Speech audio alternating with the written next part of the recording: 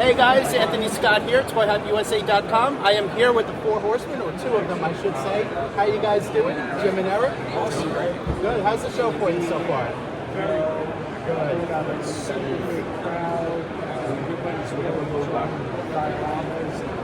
Of course, behind me is a giant ogre, so we got a lot of stuff to look at.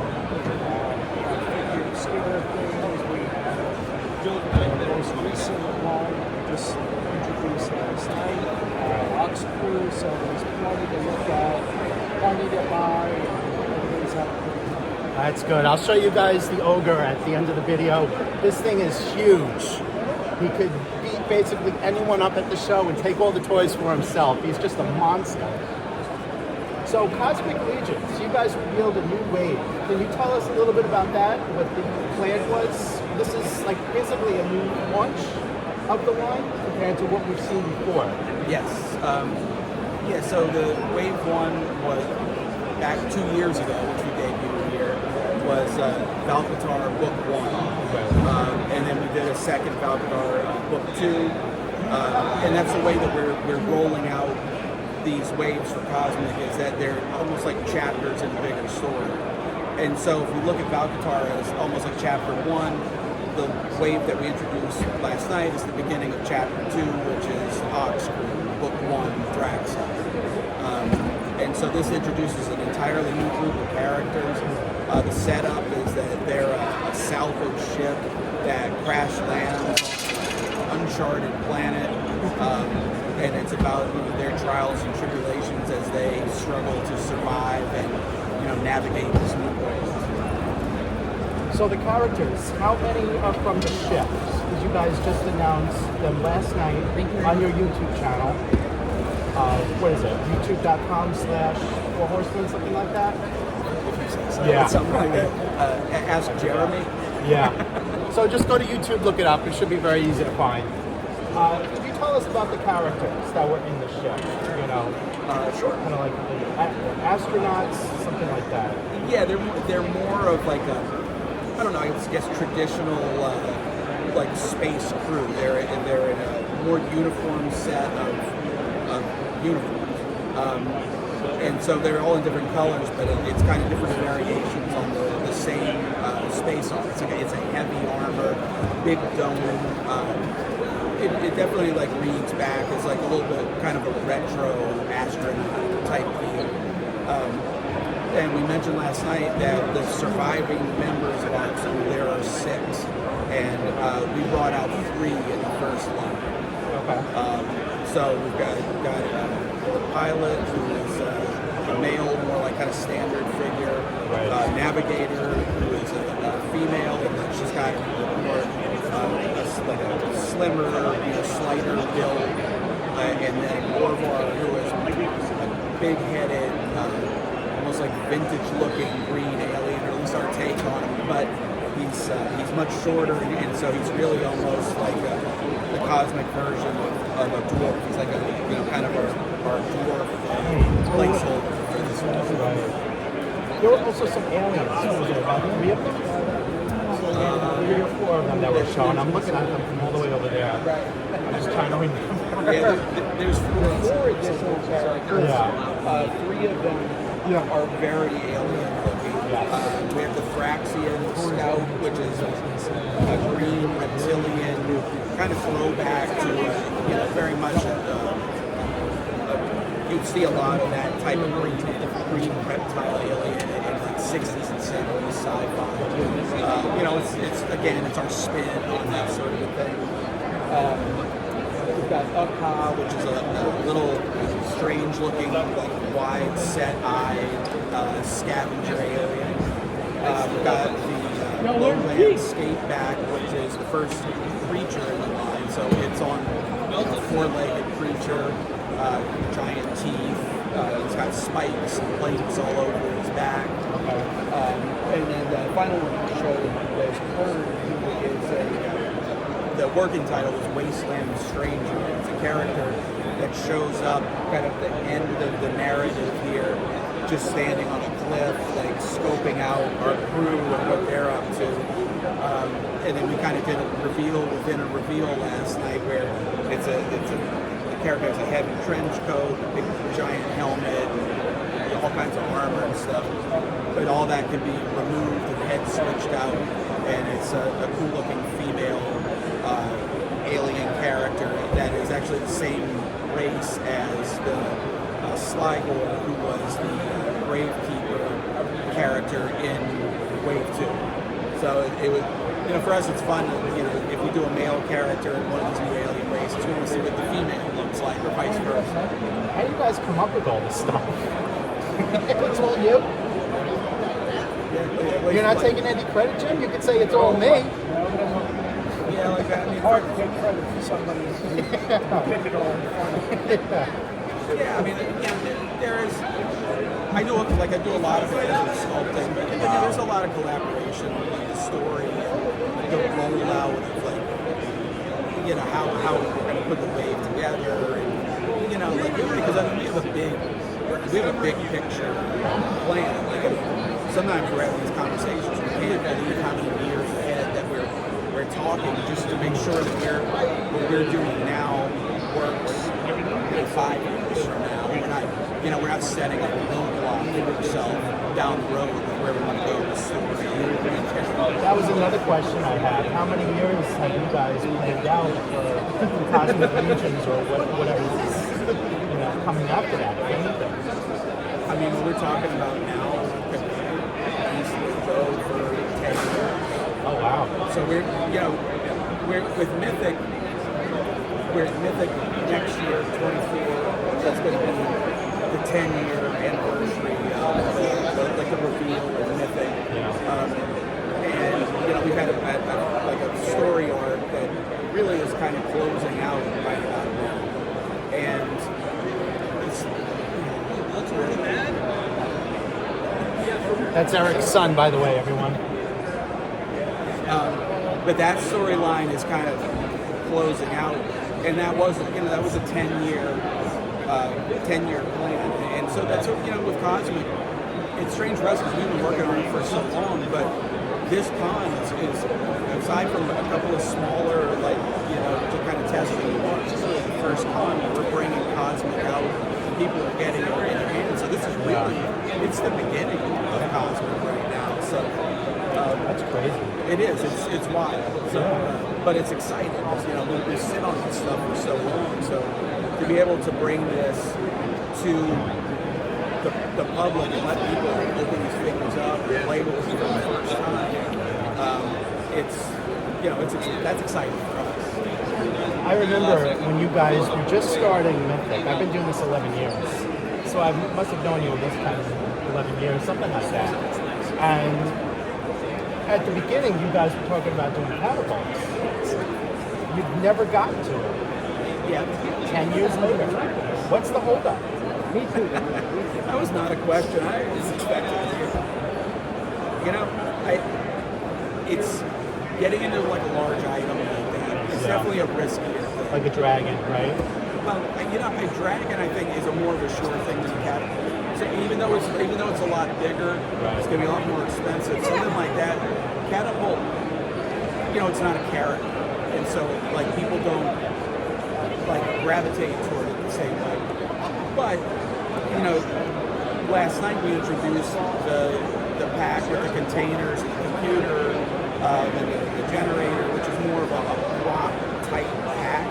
Because we wanted to do it, so obviously, as you said, we talked about it for a long time. We wanted to do it in Mythic, but this one that we introduced in Cosmic was definitely, testing the waters a little bit, and it got a big at the event last night. It got a big cheer.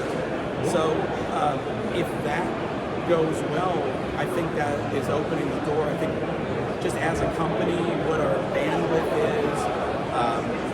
The level of fan base that we build up to support the line. I think we're getting the point. If this goes over well, I think we're really entering the era where that sort of thing becomes much more possible. Well, that's great. I think at this point, basically anything you guys put out will sell. I think your fans at this point are just going to stick with you. I don't think they're going anywhere. I don't think if you guys do a catapult, good looking. I'm starting to become more confident. That I mean, that's Yeah, right? I mean, you see the lines at these shows. The lines are almost endless. They go out the door and into the street almost. you know what? The Jim and I have this conversation constantly. Yeah. Like I don't know. We've been in this so long. We've tried for so long before Mythic.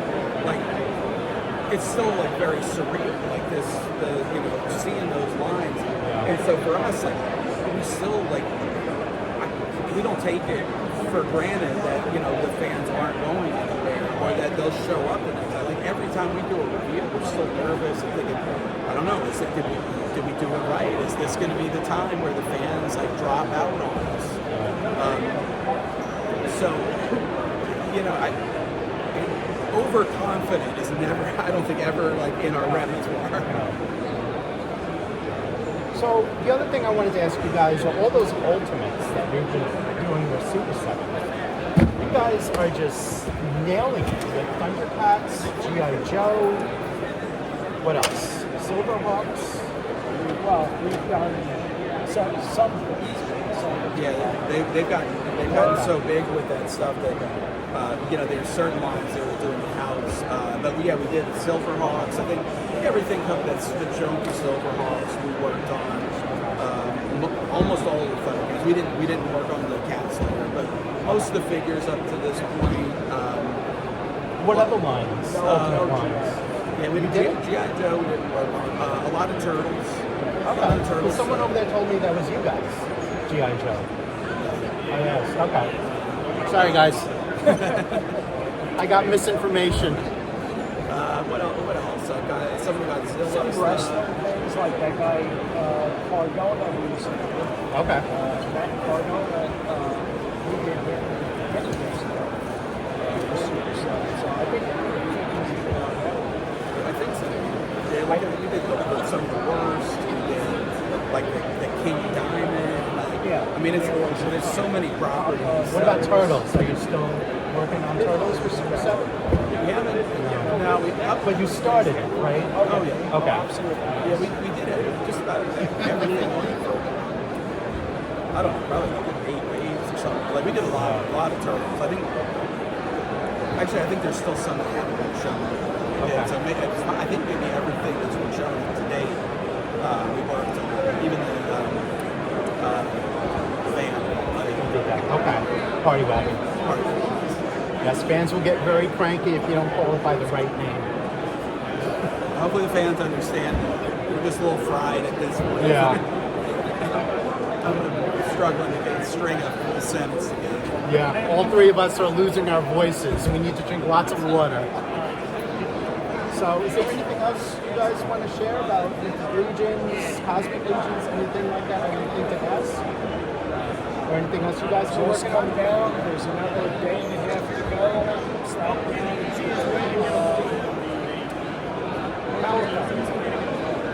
That's right, Columbus, Ohio. Thanks for watching this video, guys, and don't go anywhere. I'm going to show you this humongous orc-looking guy that's going to look like he's, almost looking at me, ready to kill me. So, and that's really Jim's job, I got to tell you. Over the years, I got to tell you this. Over the years, whenever I do interviews with Cornboy, you, or together, Jim goes behind the camera, pretends to take a knife to his throat, looks at me, and slices it. And he always does it off camera, so I can't prove it's him. But you see his reaction to this. I think it's proof enough that someday Jim's going to kill me.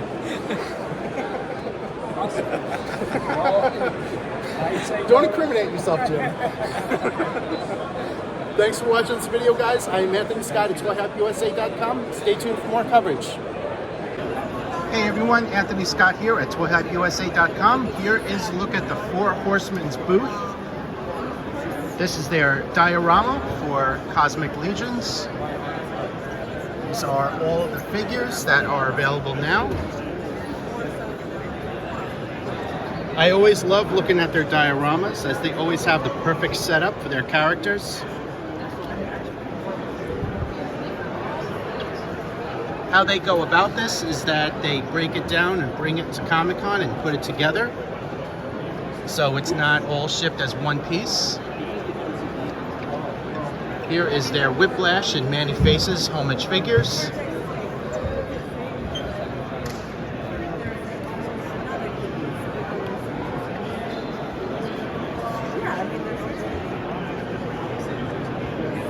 Look at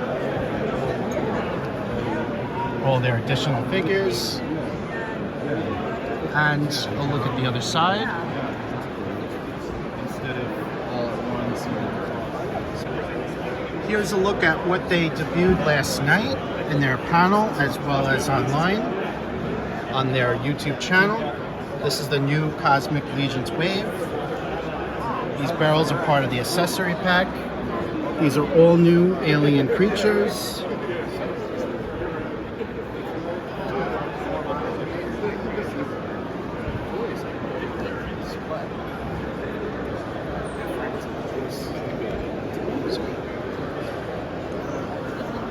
Sorry about that. All right, here's a look at the back.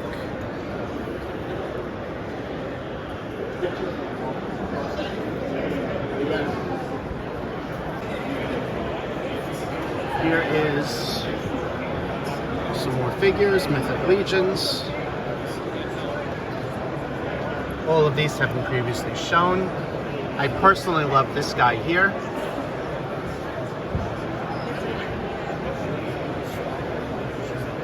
This diorama was also breaking down, put it together at the show. That's how they go about shipping it.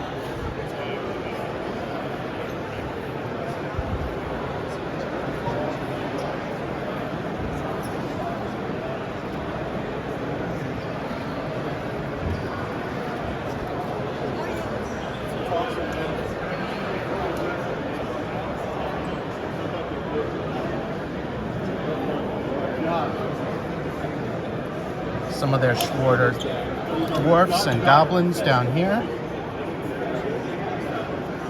Some elves. Wizards, vampires, and orcs.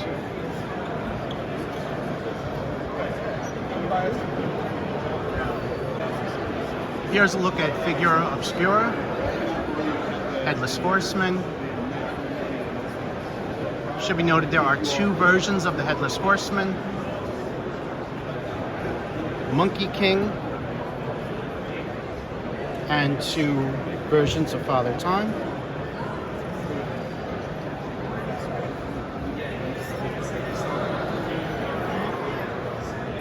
And Krampus.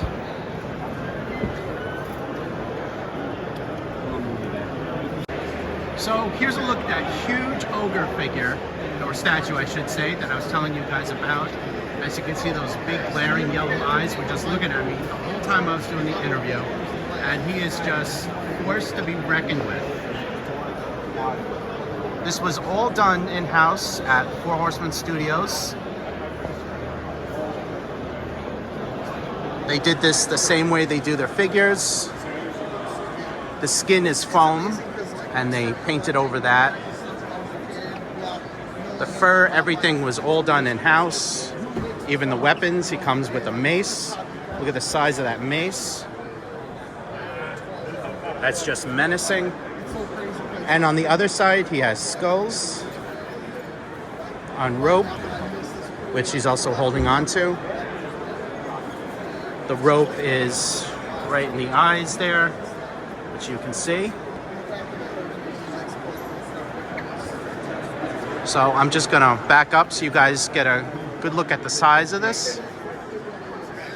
And here's a look at the other side of their booth. All of these figures here are being sold. The line has died down as it's later on in the day. A lot of stuff has dwindled down in inventory, sold out. But you still got a bit of a line, just not out the door right now. Thanks for watching this video. I am Anthony Scott at ToyHopUSA.com. Make sure to like and subscribe and stay tuned for more coverage.